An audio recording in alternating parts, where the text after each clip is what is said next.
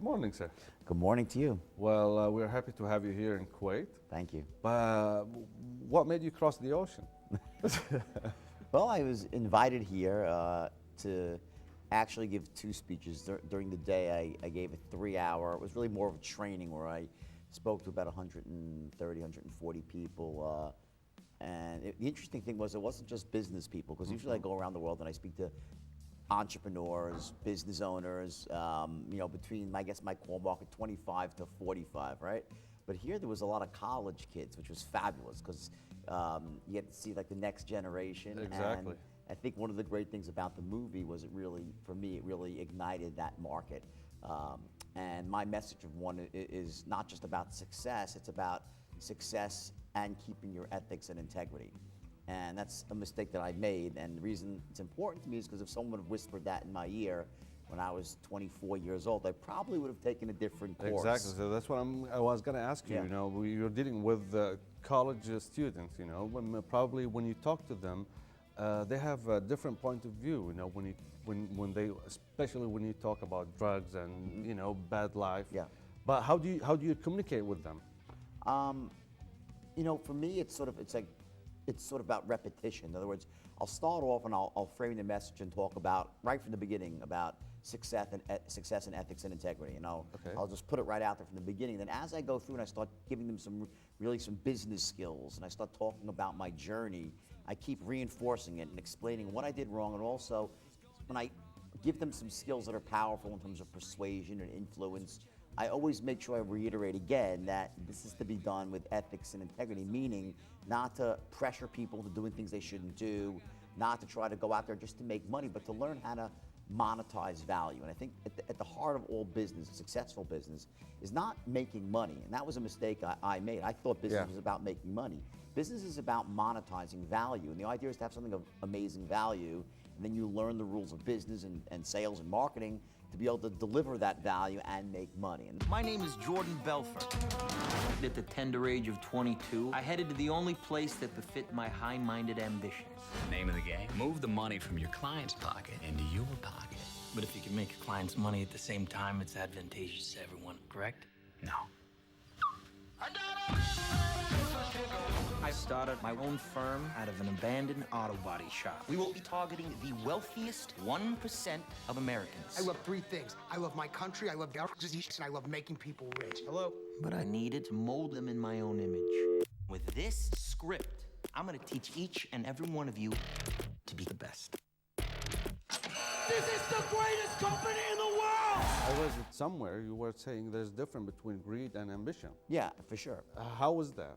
Well, the distinction is that greed is really about making as much as you can, as fast as you can. But don't they lead to the same point?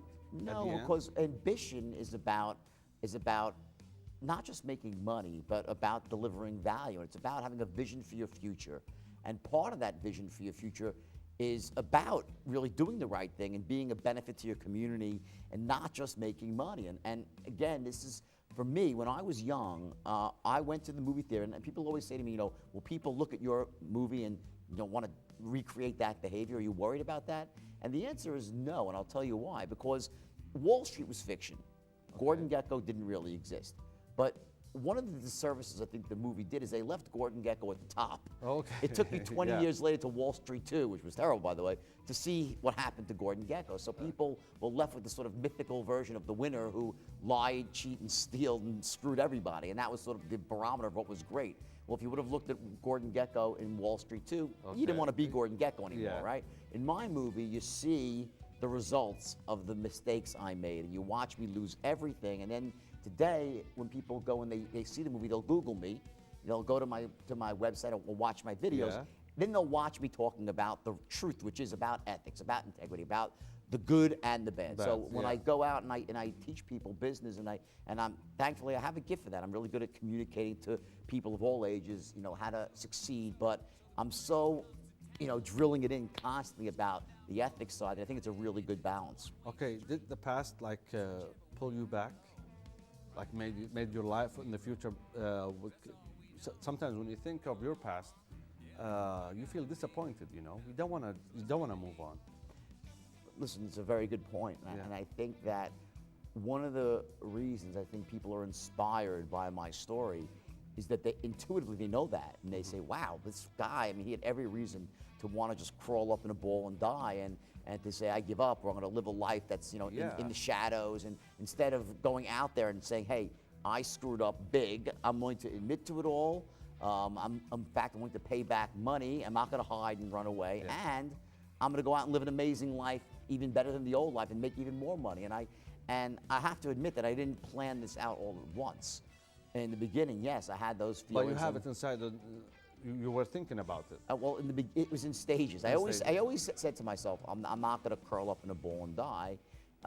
When I started writing my first book, that ultimately became the big hit and everything, I didn't project that, say, I'm going to write this book and it's going to turn into a movie and I'm going to use that to, I didn't think that. But what I did say to myself is that I know where I want to end up. And where I want to end up is I want to be an example to my children. And it was really about my children, because I had let my kids down. They were 10 and 8 at the time, and you know, their father went from being this powerful figure on Wall Street to being a public embarrassment and being in jail. $26,000 for one dinner. Dad, we're not poor anymore. Tell them about the sides. What are these sides. sides? They cure cancer? The sides did cure cancer. That's the problem. They were there. That's why they were expensive.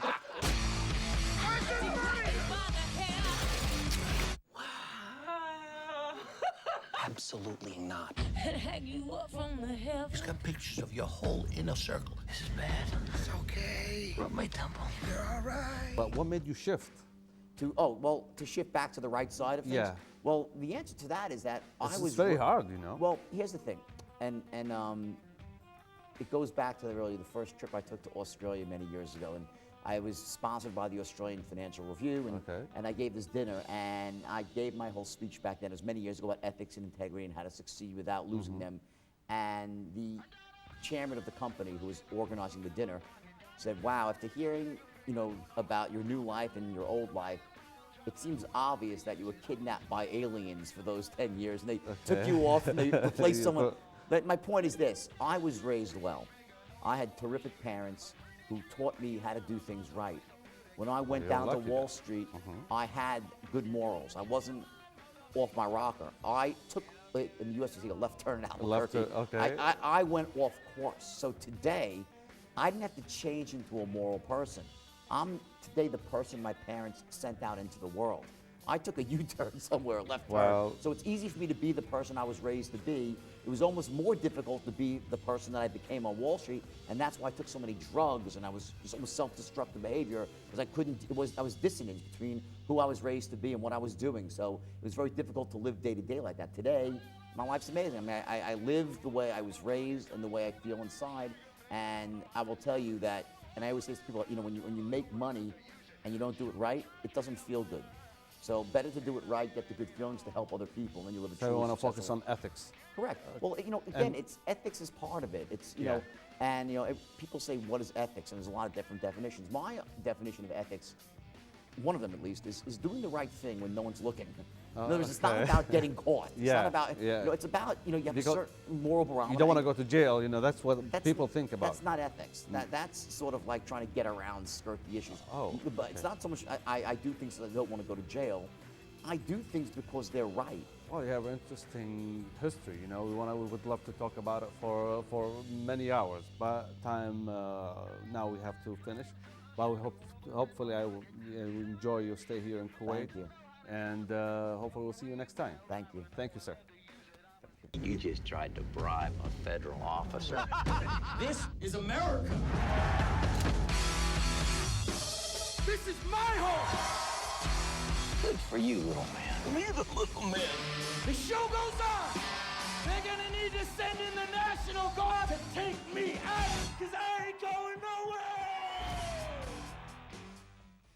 نرحب فيك استاذه شيماء الملا، مالك شركه سيجنتشر مانجمنت انتربرايزز. طبعا بصراحه الاسم جديد علينا، فيا ليت لو تعرفينا عن هذه الشركه.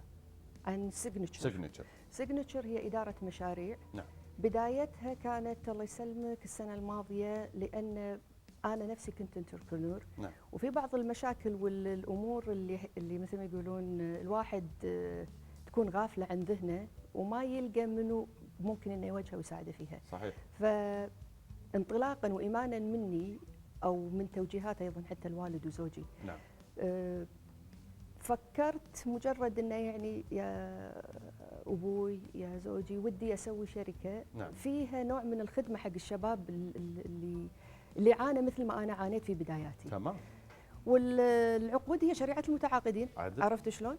فبالتالي ان سيجنتشر ان شاء الله نكون احنا قد المسؤوليه في ان نعطي المعلومه الصحيحه والمصداقيه لهذه الفئه من الشباب او من اي شخص حاب انه يبدي في مشروعه، لان احنا فعلا اداره مشاريع.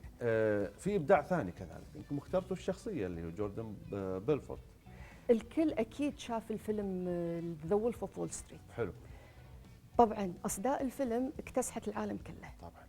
فاصبح هو حديث المبيعات كذلك. البوكس اوفيس والمجتمع عموما. نعم. والمجتمعات كلها مو بس مجتمعنا الكويتي. نعم. فاصبح حدث السنه او حدث الموسم خلينا نقول. طيب شنو استفدنا من هذه الشخصيه وشنو ممكن ان نستفيد منها؟ صح. وشنو ممكن ان احنا والله نبتعد عنها؟ ممتاز. الراي والراي الاخر. اكيد. بلشنا اتصالاتنا والحمد لله ان الله قدرنا وقدرنا ان نجيب موافقه من الاداره عند جوردن. نعم. ولنا السبق انه يكون اول مره يدخل فيها الشرق الاوسط وبالذات منطقه الخليج عندنا بالكويت. ممتاز. طيب انا اشوف ان انتم يعني من خلال قراءتي للشركه انكم ماخذين طلبه، يعني تركزون على الطلبه الاوائل او نخبه الطلبه من الجامعات وتعملون لهم هذا النوع من الملتقيات. بصراحه هذه رؤيتي يعني بمباركه الوالد الله يحفظه. الله يحفظه. قلت له انا ودي اسوي برنامج عندنا بالشركه اسمه CSR اللي هو المسؤوليه الاجتماعيه. حلو. المسؤوليه الاجتماعيه كلنا خلينا نقول بالمجتمع كلنا نعرف حقوقنا. صح. طيب واجباتنا. فارتئيت انه والله في عندنا طلبه متفوقين. حلو. بالجامعات بالخاصة ولا إن كانت جامعة الكويت، راسلناهم حق الإدارات المختصة في المجال نفسه اللي هو البزنس اللي هو إدارة الأعمال. إدارة الأعمال. الطلبة منو الطلبة اللي متفوقين علميا ومنو اللي متفوقين خلينا نقول مهنيا. لأن في بعضهم تلاقي الدرجة مو كل شيء ولكن صح. تلاقي متفوق في إبداعه في فكرة في توجه. ممتاز. فهني حاولنا ان نوازن ما بين الاثنين على اساس ان نعطي دافع موتيفيشن حق الشباب والبنات انه والله تعالوا في شركه مهتمه تبي تعطيكم الفرصه انكم تلتقون في شخصيه يمكن في نظر البعض شخصيه غير مرغوبه، ولكن ليش غير مرغوبه؟ هذا الحلو اللي لازم احنا نعرفه. صح. احنا شاكرين لك على هذه الدعوه الكريمه. ميزتينا يعني في هذه الشخصيه وميزتينا في لقائك، وإن شاء الله أن الأيام القادمة تكون حبلة على قولتهم بالأشياء الطيبة اللي ترفع من مستوى الوعي عندنا. إن شاء الله. شكرا إن لك. شاء الله. الله يسلمك.